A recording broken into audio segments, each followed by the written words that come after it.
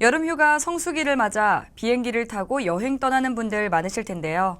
한 저가 항공사가 규정상 탑승 가능한 전동 휠체어임에도 불구하고 탑승을 거부하고 수수료까지 전액 요구한 사실이 밝혀져 논란이 일었습니다. 어떻게 된 일인지 화면으로 만나보겠습니다. 8월 여름휴가 성수기를 앞두고 전동 휠체어를 이용하는 지체장애인 양 씨는 항공사의 실수로 어처구니 없는 일을 당했습니다. 베트남 나트랑으로 가는 항공권을 예약하고 전동 휠체어가 안전하다는 증명서를 제출했음에도 A항공 측은 전동 휠체어 탑승을 거부하며 취소로 인한 36만 원의 수수료까지 요구한 것입니다. 좀 이렇게 언쟁을 벌였던 상담사와는 정말 화가 많이 났었거든요. 왜냐면은 이제 그분이 저한테 던진 말들이 뭐 휠체어를 그러니까 사람을 거부한 게 아니라 휠체어를 거부했을 뿐이다 라고 말을 하셨는데, 그렇게 제가 말씀을 드렸거든요. 아니, 저는 휠체어가 없이는 돌아다닐 수가 없는데 지금 저를 거부한 거나 마찬가지인데 왜 그렇게 말씀을 하시냐. 그랬더니 뭐 더 드릴 말씀이 없대요. 이제 자기는 이미 전달할 말을 다 드렸기 때문에.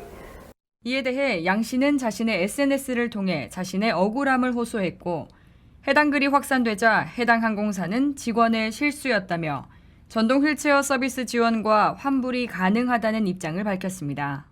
상담사가 잘 몰라서 그런 실수를 했다고 말씀을 하시는데, 이게 과연 저는 나중에 들었던 거는 그냥 이게 과연 상담사 한 명의 개인적인 실수일까라는 생각이 들더라고요.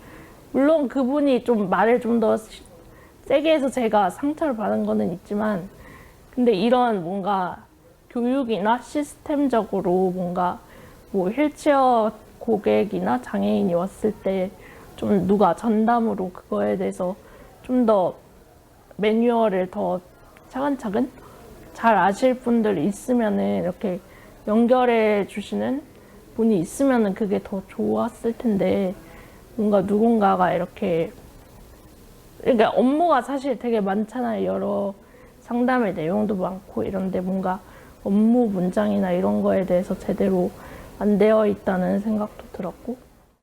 양 씨의 지적처럼 이번 사연이 결국 비행기를 탈 수 있었다는 해피엔딩으로 끝나는 단순한 이야기가 아니라는 것이 다수의 의견입니다. A항공사의 홈페이지 어디에도 전동 휠체어 이용에 대한 안내는 찾아볼 수 없고, 휠체어 탑승을 위해서는 연락을 하라는 모호한 문구만이 있을 뿐이었습니다. 하지만 양 씨의 사례에서 나타나듯 연락을 한다 해도 정확한 지침이 숙지돼 있는지는 담보할 수 없습니다. A항공사 측은 재발 방지를 위해 직원들의 장애인식 개선 교육과 함께 내부 규정 등을 공유하겠다고 답했지만 어떻게 강화해 나갈지에 대한 구체적인 방안을 내놓지는 못했습니다. 우리나라 같은 경우에는 항공사별로 핸들링 서비스 매뉴얼이 있는 데가 있고 없는 데가 있고, 그다음에 전담하는 직원이 있는 데가 있고 없는 데가 있고 그렇거든요. 근데 이제 다른 나라 같은 경우는, 미국 같은 경우에는 아예 항공사별로 있는 게 아니라 공항공사 자체 내에서 핸들링 서비스 하는 직원들이 따로 있어요. 그렇다 보니까는 어느 항공사를 이용을 해든 똑같은 서비스를 받을 수 있는 거죠. 근데 우리나라는 그 핸들링 서비스가 가능한 항공사만 이용해야 되는 거죠.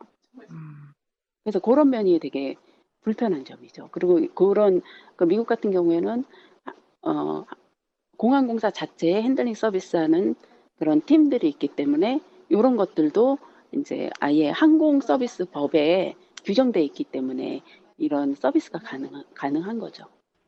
휠체어 이용자들의 휴가에 대한 부푼 기대가 상처로 돌아오는 일이 또다시 일어나지 않기 위해 잘못된 인식을 바꾸려는 노력과 보다 강제성 있는 항공사 규정의 보완이 필요해 보입니다.